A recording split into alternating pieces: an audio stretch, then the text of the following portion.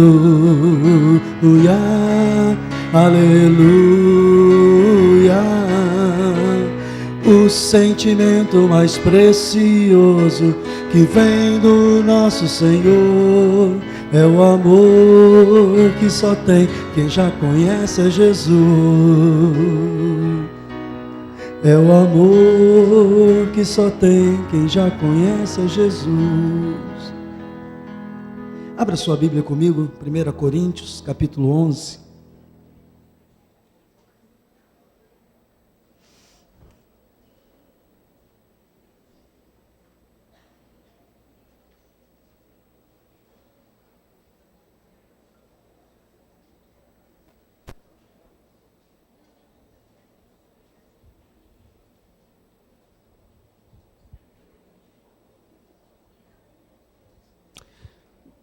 Primeira Coríntios capítulo 11,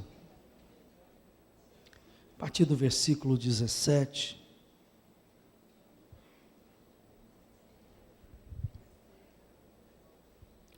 Eu tenho falado aqui a respeito do que a igreja deve ser. E eu disse que você tem que ter no seu coração uma noção exata do que a igreja é e do que ela não é. Porque isso vai te ajudar na sua escala de valores. Qual a importância de você estar num domingo de manhã na casa de Deus? Qual o valor de tudo isso que nós estamos fazendo aqui, nos reunindo, pregando o Evangelho? A razão é porque Jesus disse que Ele vai voltar e Ele vai levar uma igreja. E enquanto essa igreja não é levada por Ele, Ele chama da noiva que espera o noivo. Então a igreja de Jesus é a noiva de Cristo. Não a igreja institucional, não a igreja de nova vida, não a igreja católica, não a igreja evangélica, não a igreja A, B, C ou D.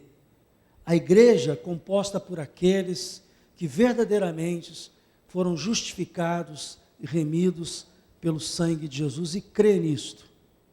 E aí, no meio de todas as igrejas, tem gente salva, gente que teve uma experiência com Jesus. Dá para você entender isso? Diga amém. Pastor, até na igreja católica, eu posso afirmar com muita tranquilidade que sim. Porque Deus não tem compromisso apenas com a igreja evangélica, Ele tem compromisso com todos que o buscam de coração, mesmo às vezes estando num lugar que a gente não concorde que seja o ideal. Dá para entender isso? Diga amém. Deus é soberano, irmãos. Deus é soberano. Eu tenho uma experiência, um dia eu vou contar a vocês essa experiência que eu tive de uma vez com uma freira. E eu vou dizer uma coisa para você, eu aprendi muito cedo a respeitar essa questão de quem é salvo. Porque você não sabe, você não pode dizer com todas as letras quem é salvo e quem não é. Porque é um ato de foro íntimo, é um ato de fé que tem a ver com a pessoalidade da pessoa. Se formos fazer uma análise evangélica, muito dura, o ladrão da cruz não seria salvo, porque ele não levantou a mão para Jesus, ele não perguntou, ele não disse que nada, ele apenas disse: Senhor, lembra-te de mim quando entrares no teu reino. E Jesus disse: ainda hoje estarás comigo no paraíso. Ele não fez profissão de fé, ele não pregou o evangelho, fez nada disso, ele apenas acreditou que Jesus podia salvá-lo. E foi salvo. Então, diante desta situação, como é que eu posso julgar alguém se é salvo, se não é? Dá para entender isso? Diga amém. Então a igreja, ela tem algumas coisas que eu preciso que você tenha no seu coração. A primeira coisa da igreja é que a igreja é a união do divino e do humano, porque nós somos humanos, falhos, vasos de barros, e Deus habita em nós pelo Espírito Santo. Então já começa aí, a igreja é a união do divino e do humano. A igreja é o corpo de Cristo, Ele é o cabeça, e Ele hoje age no mundo através da igreja. Jesus não vai vir mais descer aqui na terra num corpo para pregar o Evangelho. Agora, o corpo de Cristo somos nós.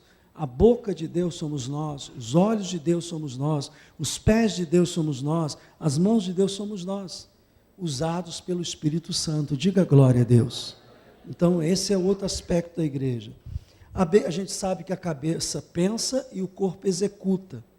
Então, Jesus é o cabeça, ele pensa, ele nos revela, ele nos ensina pela sua palavra e a igreja executa. E falei também a respeito que a igreja não é um corpo morto, a igreja é um corpo vivo.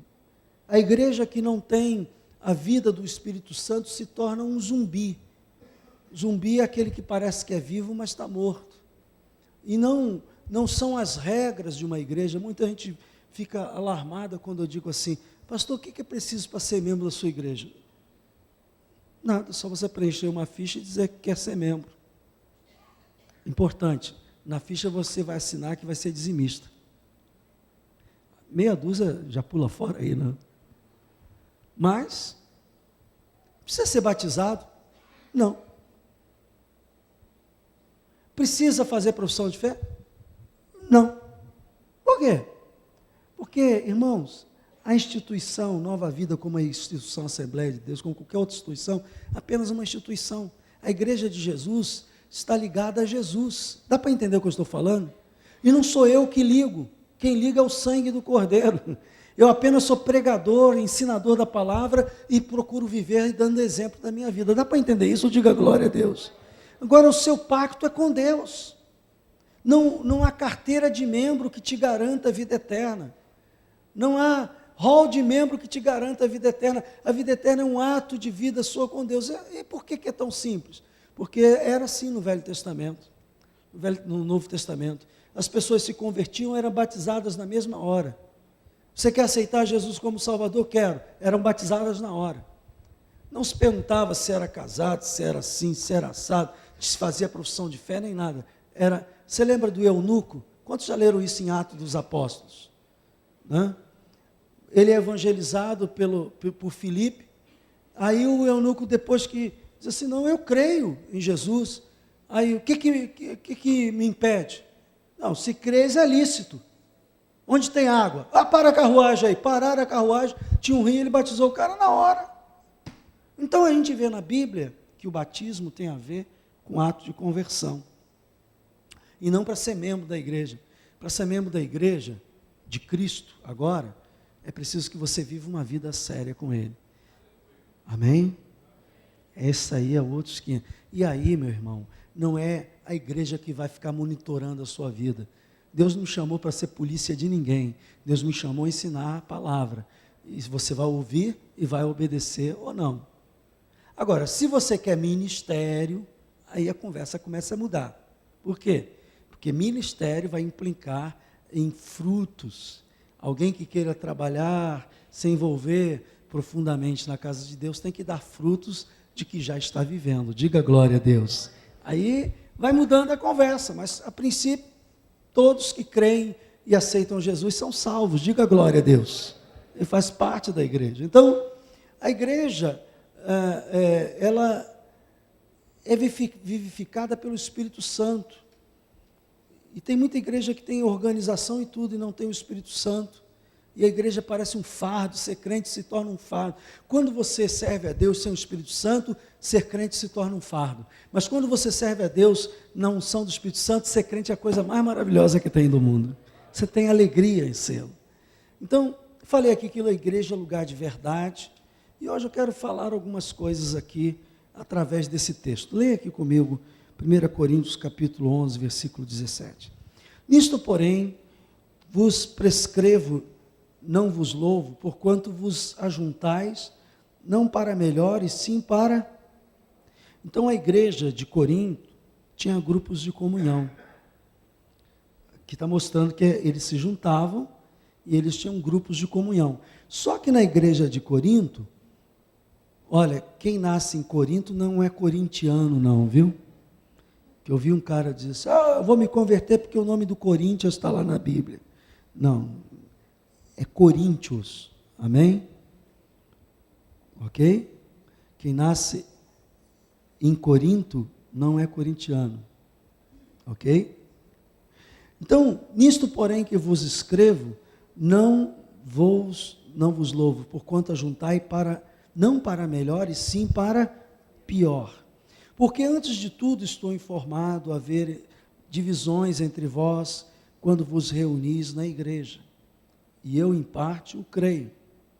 Então, aqueles grupos que deveriam ser grupos de comunhão, se tornou grupos de divisão. Porque começaram a fugir de algumas regras. Vamos adiante. Porque até mesmo importa que haja partido entre vós, para que também os aprovados se tornem conhecidos em vosso meio.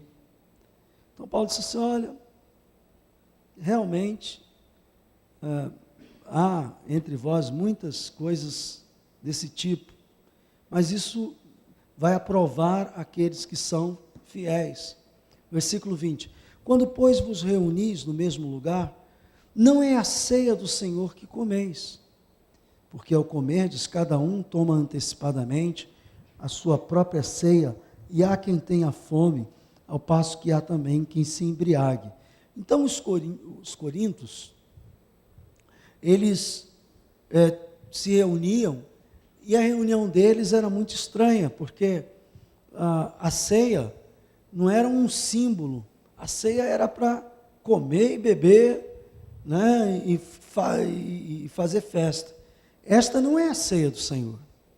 A ceia do Senhor é um memorial, diga isso, a ceia do Senhor é um memorial. Então, a primeira coisa que você precisa saber. Versículo 22. Não tendes porventura casas onde comer e beber?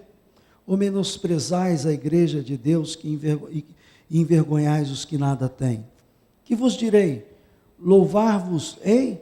Nisto certamente não vos louvo. Porque eu recebi do Senhor o que também vos entreguei, que o Senhor Jesus, na noite que foi traído, tomou o pão e, tendo dado graças, partiu e disse, isto é o meu corpo, que é dado por vós. Fazei isto em memória de mim.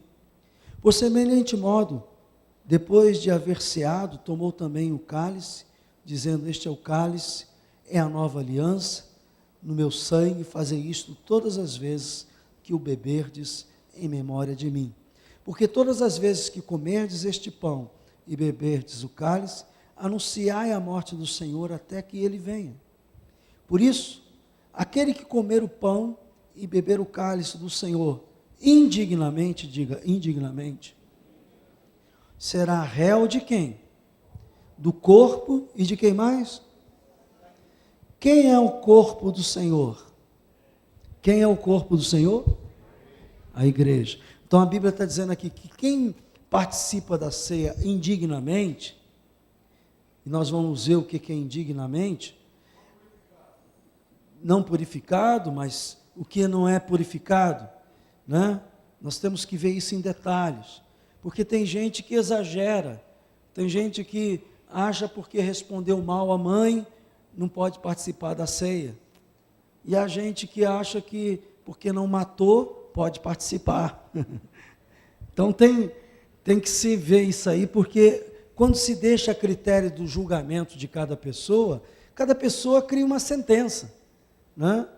E a gente tem que ver qual é a dignidade de participação da ceia, ok? Então vamos lá. Então, quem bebe sem discernir o corpo, come e bebe juízo para si. Eis a razão, por quê? Que há entre vós muitos fracos e doentes, e não pouco, o quê? Eu já falei que essa expressão que dormem e que estão mortos. Alguém tem essa versão aí? Alguém tem essa versão que diz assim, que estão mortos? Pois essa palavra, ela realmente quer dizer, quando a Bíblia diz no Novo Testamento, fulano dormiu no Senhor, significa que o cara estava orando, dormiu e teve um sonho com Deus. Não, irmão. Dormir no Senhor significa morrer. Ok? Ok. Versículo 31. Porque se nós julgássemos a nós mesmos, não seríamos julgados. Então, ouça. se você for pesar os seus pecados, você sempre vai achar que os seus pecados é mais leve. É verdade isso? Diga amém. Porque você sempre tem desculpa para os seus pecados. Ah, eu fiz isso por causa daquilo. Ah, eu sou assim por causa daquilo outro. Então, ele disse, olha, o seguinte, gente, é o corpo, é a igreja, ouça bem, é a igreja que tem a capacidade para discernir se essas coisas são mal ou ruim, são boas ou ruim. Então, ouça, que eu vou falar para você. Ninguém é crente dissociado. Outra coisa que você precisa aprender sobre a igreja. Ninguém que diz que é filho de Deus, que faz parte do corpo de Cristo, da noiva de Cristo, ninguém tem vida espiritual sozinho. Sempre depende da igreja. Sempre depende das orações da igreja e depende também da aprovação da igreja. Eu vou dar um exemplo. Quando alguém peca da nossa igreja ou de outra igreja, e que isso chega aos noticiários, o que acontece com a igreja? Toda a igreja paga, sofre. É crente, está vendo? Ah lá, fica dando mais de santinho. Toda a igreja é atingida. Porque no corpo não existe membros separados. No corpo de Cristo, que é a igreja, não existe a mão separada do dedo, nem a orelha. Se você der uma topada, todo o corpo sente. Então, ouça, que eu vou falar para você agora. Quando você peca, você começa a travar a igreja como um todo, mas principalmente a parte mais próxima da igreja, que é a igreja local. Dá para entender isso? Diga amém. O teu pecado começa de alguma forma a atingir a igreja. Eu vou dar um exemplo. A pessoa tem ministério na igreja, está envolvido, e ele está levando uma vida errada, mas ninguém sabe. As coisas que funcionavam bem na igreja começam a não funcionar mais bem, que estão ligadas a ele. Começa a Satanás encontrar brechas naquele ministério, naquele chamado. Por quê? Porque aquela pessoa não está bem, Satanás, que não é onisciente, mas tem sua rede de intriga, seus demônios que, obviamente, fica circulando por aí, vendo a vida de todo mundo. De onde você vem, Satanás? De rodar o mundo, né? Estou vendo ali o casalzinho, casou, tá alegre, hein, negão? Sem vergonha, a cara dele, olha lá. Mas não tem nada a ver com o que eu estou falando, olha para mim agora. É que eu olhei para os dois agora e me lembrei, né? Então, muitas vezes, Satanás vai rodando, aí vê assim, fulano participa do ministério tal, e tal, olha só, fazendo isso, fazendo aquilo, vivendo uma vida errada, ele conhece a palavra, ele não é inocente não, sem vergonha. Aí começa a dizer, eu posso entrar, porque ele vai perdendo a autoridade. O crente em pecado perde a autoridade, irmão, espiritual. Vai por mim. Você quando começa a viver, não é você tropeçar num pecado, pedir perdão. Isso é uma situação. Estou falando que a pessoa que começa a internalizar e fazer do pecado um ritmo e uma prática de vida. Ouça, ele vai perdendo a autoridade. A palavra dele perde unção. O que ele está fazendo? Daqui a pouco começa a atrapalhar. Satanás começa a botar o dedão. Coisas que davam certo não funcionam. Problemas que ele começa a entrar. Por quê? Porque simplesmente essa pessoa abriu uma brecha contra a igreja, que é ela mesma, mas que vai atingir toda a igreja, porque a igreja conta com o trabalho daquela pessoa. Aquele ministério é importante naquela igreja, aquele chamado é importante, aquilo soma para o todo. Por isso que a Bíblia diz, quando o corpo sofre, quando um membro sofre, todo o corpo sofre. Então, o seu pecado acaba de alguma forma nos fazendo sofrer. Não vai parar a igreja porque as portas do inferno, o quê? Não prevalecem contra a igreja. Mas vai criar uma dificuldade, vai travar mais. Então, você não está solto, não. A sua vida espiritual não está solta. A sua vida espiritual pode ser comprometida com você e pode comprometer toda a igreja. Então, fica aí a colocação, por isso que ele diz assim, olha, versículo 29, pois quem come e bebe sem o quê? Discernir é isso que eu estou fazendo com você aqui agora, eu estou mostrando para você o quanto o seu pecado fere você, e o quanto o seu pecado fere o corpo que é a igreja. Então, a pessoa acha, não tem nada demais que eu estou fazendo. Olha, você que pensa, você vai ver daqui a pouco como é que vai travar. Porque se é uma coisa que Satanás não faz, é ficar indiferente. Ele não precisa vigiar, irmãos. As pessoas do mundo já são dele. O mundo inteiro jaz no maligno. Mas o crente que está querendo seguir a Jesus é que ele está de olho, querendo impedir de você firmar os seus passos. Ele vai trabalhar, ele vai criar. Você que se batizou no último batismo, olhe, guarde essa palavra.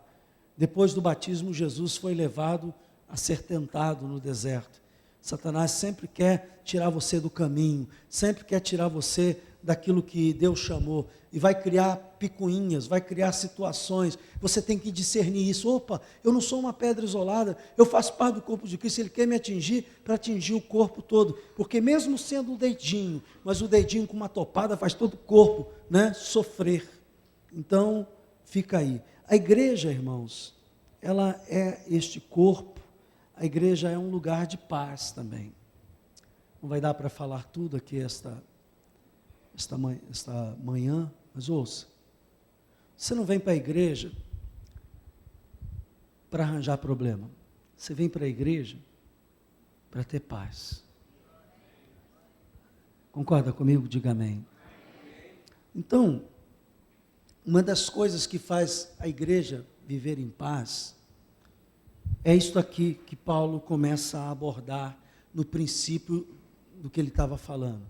Vocês, quando se reunirem, vocês não estão se reunindo para a glória de Deus. E ele fala aqui de uma questão da divisão. E uma das coisas muito perigosa na igreja é a questão vamos ver se alguém está discernindo. Sabe que destrói uma cidade inteira, incendeia uma cidade inteira? A língua, a fofoca. Era isso que o pessoal de Corinto se reunia. Ele se reunia para, não, porque Paulo fala isso, mas ele é assim, porque o pastor é assim, porque é assado, papapá, chulepe com a língua, Então, Paulo já começa dizendo assim, olha, o corpo de Cristo não é para isso. A reunião dos nossos grupos de afinidade não é para isso. Os grupos de afinidade existem para o bem. Eles assim, tem uns que se reúnem para o bem e para o mal. Então se reúnam para o bem, promovam a comunhão, a alegria, a oração, a preocupação com os irmãos, essas coisas todas que é do bem. Então, ele faz esse alerta porque esta igreja estava vivendo um problema. Qual era o problema? Ela estava se tornando uma igreja carnal, porque nas reuniões dela, eles não se reuniam para promover o bem, eles se reuniam para promover dissensões, divisões e toda sorte de coisa ruim. Então, este é o segredo. Por isso a igreja tem que ser um lugar de paz, um lugar que eu não vou ficar falando ou arrastando. Se você tem uma fraqueza, não arraste um irmão para a sua fraqueza. Será que posso ouvir um amém? Se você tem uma fraqueza, não arraste o irmão para a sua fraqueza. Peça a Deus misericórdia, lute, peça a Deus sabedoria, se precisar de conselho, de orientação, procure o pastor, o gabinete pastoral, mas não fique dividindo o seu mau hábito, o seu pecado, para arrastar ninguém. Guarde com você e peça a Deus para transformar. Amém? Esse é um segredo, irmãos. Viver em paz tem regras. A paz custa muito caro. E qual é a paz? A paz de eu me relacionar bem, a paz de eu não deixar que nada atormente o meu coração para a divisão. Então, quando alguém, eu sempre dei esse conselho aqui, e eu estou falando aqui sobre a igreja do lugar de paz, quando alguém falar alguma coisa que você não goste, tem duas coisas que você pode fazer. A primeira é você dizer para a pessoa que não gostou. Fulano, você me falou isso, eu não gostei. Fiquei chateado. A Bíblia diz que quando um irmão pecar contra você, o que é que você faz? Vai até ele e se retrata com ele daquilo que você acha. É assim que a Bíblia ensina, sim ou não? Amém. Então, é a forma de corrigir essas situações. Depois, se esse irmão não aceita, vai a um terceiro irmão, no caso, chama o pastor está aí para isso. A gente vai resolver isso. Mas não fique soltando um veneno aqui, um veneno acolá, uma crítica aqui, outra crítica acolá, porque essas coisas é que trazem divisão, e a gente tem que ter muito cuidado. Pastor, o senhor está falando isso, o senhor sabe de alguma coisa? Sei de nada, irmãos. Eu estou falando isso porque para ter paz na igreja, é preciso que tenha regra. Lembra que eu falei de que tem que ter regra no casamento? Para viver em paz, tem que ter regra. Sabe por que Israel vive em guerra lá com os palestinos? Porque não tem um acordo de paz, não tem uma regra de paz. Então, isso é fundamental para a gente ter esta regra. A igreja tem que ser o lugar que a gente vai dizer assim, hoje eu vou lá, Deus vai falar comigo, ou eu vou adorar a Deus Espírito e verdade, eu vou interceder pela minha família, eu vou clamar, eu vou sair dali fortalecido. A igreja tem que ser este lugar de paz, que restaura, que renova e que faz bem a nossa saúde espiritual, física e mental. Amém? Eu tenho muito a dizer, mas não vou dizer mais não. Nós vamos participar da mesa do Senhor. Examine-se o homem a si mesmo. E depois coma. Depois peça perdão a Deus e coma, se for o caso. E se não houver nada que te acuse, participe da ceia do Senhor. Amém?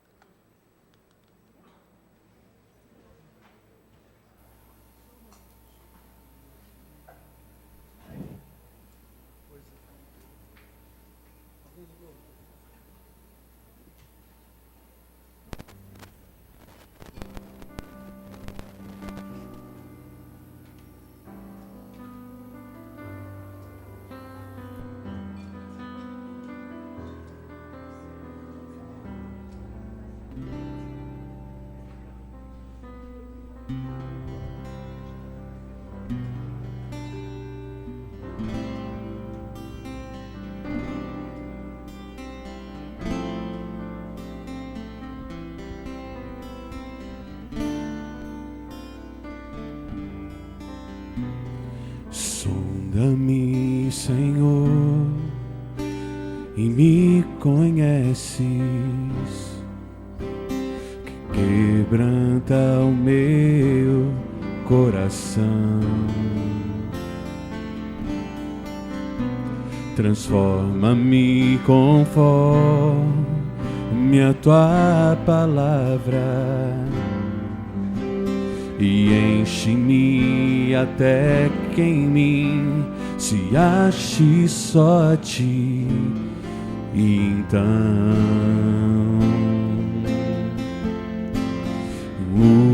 usa-me, Senhor,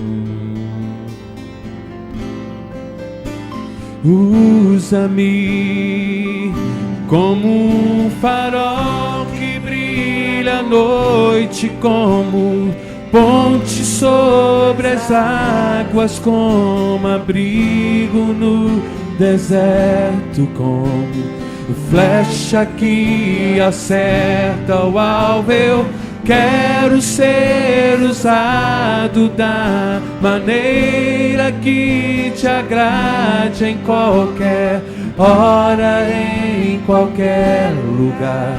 Eis aqui a minha vida, usa-me, Senhor, usa-me. Sonda-me, Senhor, e me conheces, quebranta o meu coração. Transforma-me conforme a tua palavra e enche-me até em mim se ache só ti. E então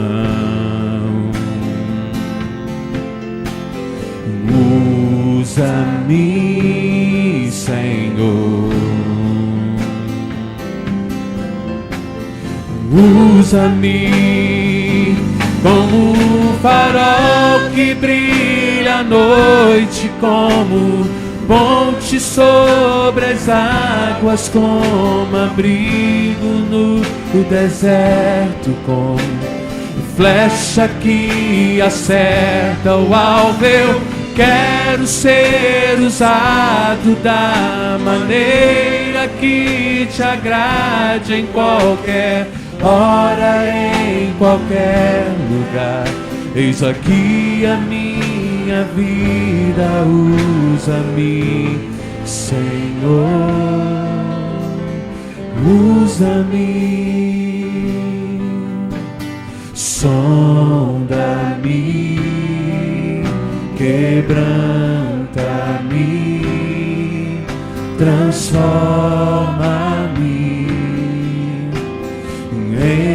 enche-me, usa-me, sonda-me, quebranta-me,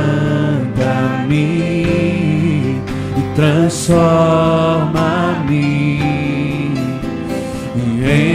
enche-me e usa-me como um farol que brilha à noite, como fonte sobre as águas, como abrigo no deserto, como flecha que acerta o alvo. Eu quero ser usado da maneira que te agrade, em qualquer hora, em qualquer lugar.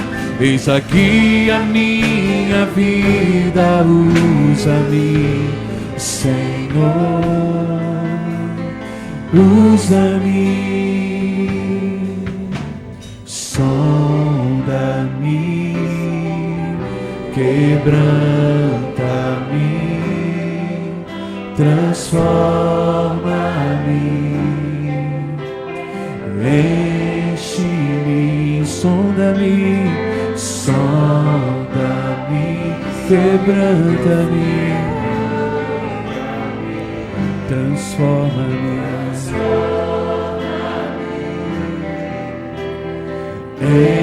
enche-me e usa-me, Senhor.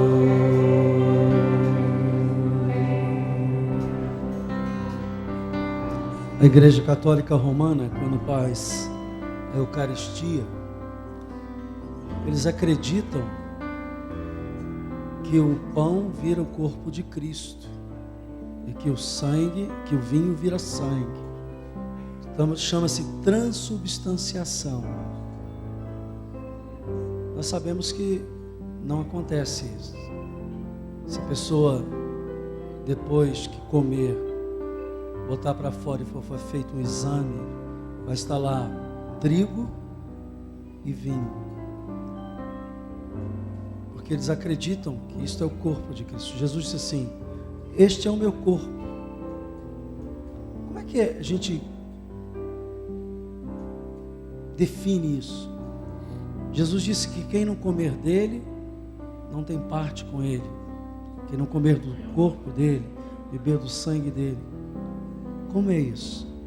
Isso só se explica pela fé, irmãos. Eu vou engolir pão,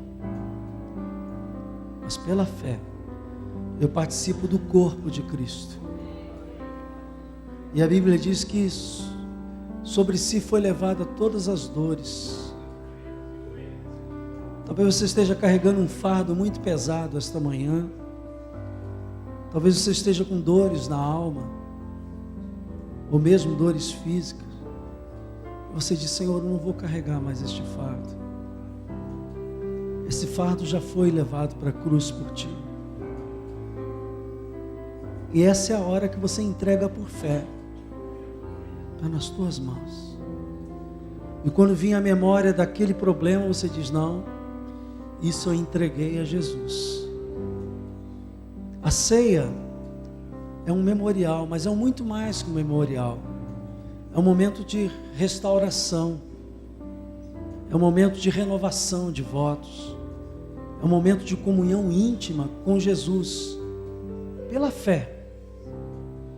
Porque se você não tiver fé, você vai engolir pão e vai beber, nem vinho, é suco de uva.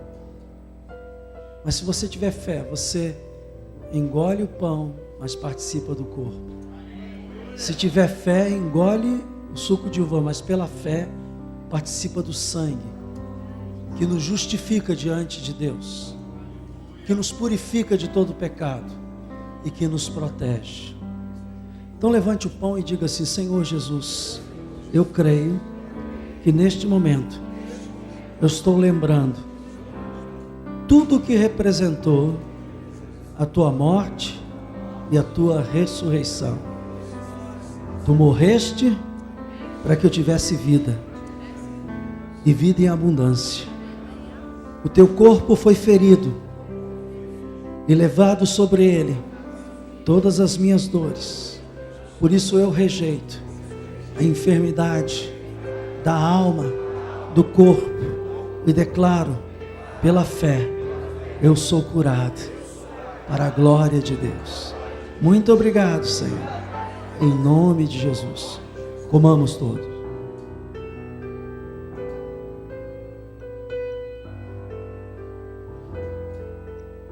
Erga o teu cálice e diga assim: Senhor Jesus, obrigado pelo teu sangue.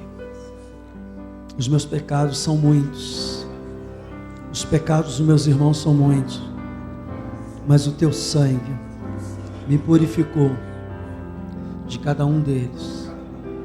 O teu sangue continua a purificar, e se eu vier a pecar e me arrepender, o teu sangue continuará a me purificar. Ele é eterno, porque a obra é eterna. Obrigado, Senhor. Eu participo mais uma vez, pela fé, do teu sangue, em nome de Jesus.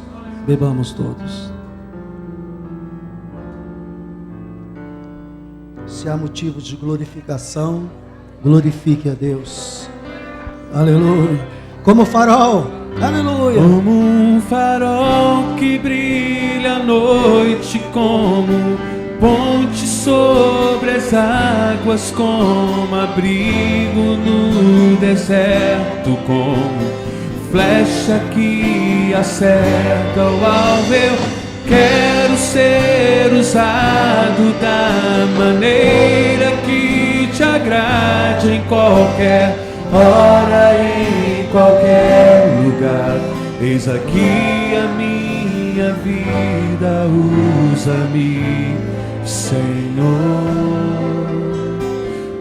usa-me, sonda-me,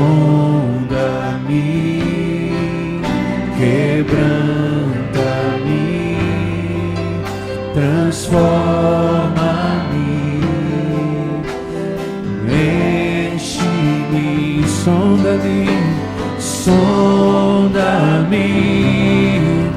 quebranta-me, transforma-me,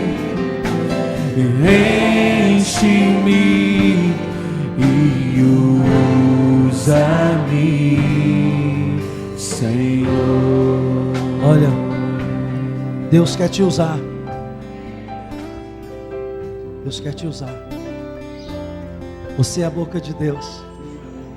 Você é os olhos de Deus. Você é a mão de Deus. Você é as pernas de Deus.